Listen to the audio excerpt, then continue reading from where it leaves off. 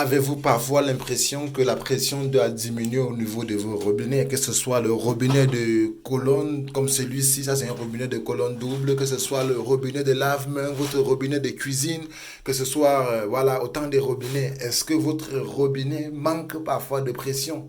Parfois vous avez cette impression-là, puisque vous allez constater que sur les autres robinets de la maison, il y a toujours la pression. Il y a toujours la pression, mais pourquoi est-ce qu'au niveau de mon lave-main, il n'y a pas de pression? C'est parce qu'il y a un phénomène qui se produit souvent, les amis, et c'est ce que je veux vous montrer tout de suite. Si vous maîtrisez ce que je veux vous montrer, là maintenant, vous n'aurez plus jamais à appeler le plombier face à cette situation-là. Donc, qu'est-ce que cela implique? Qu'est-ce qu'il faut faire dans ce genre de situation? C'est ce que je vais vous montrer tout de suite. Alors, dans ce genre de situation, il y a parfois un phénomène qu'il faut faire, en fait, c'est le purgeage. Il faut purger le robinet. Purger le robinet veut dire quoi? Parfois, il y a de la saleté qui s'introduit dans votre eau et arrive au niveau du robinet. Alors, sur la tête de votre robinet, comme ceci, il y a toujours un filtre qui permet de retenir tous ces déchets, tous ces déchets-là. Donc, il faut donc purger. Pour purger, c'est très facile. Il faut tout simplement démonter la tête de votre robinet comme ceci.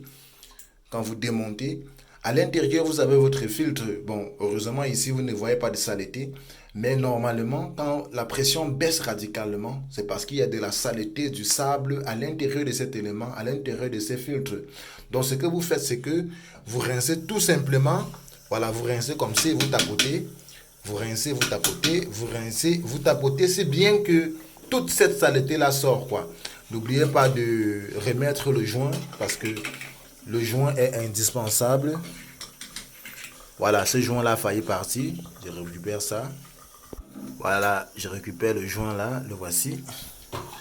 Donc, n'oubliez pas de remettre le joint après, sinon vous risquez d'avoir une fuite au niveau de votre robinet. Donc, après avoir nettoyé, vous revenez tout simplement monter. Vous voyez ça? Vous venez tout simplement monter.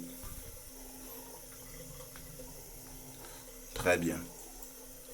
Voilà en fait ce qu'il faut faire, quoi. Voilà ce qu'il faut faire.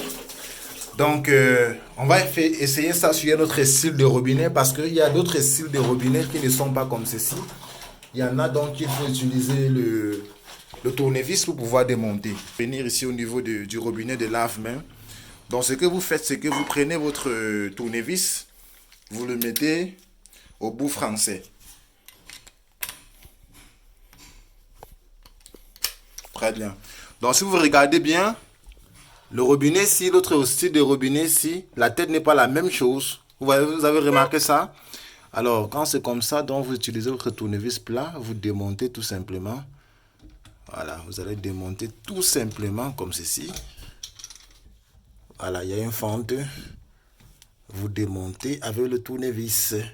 C'est le même processus, les amis, c'est le même processus. Regardez.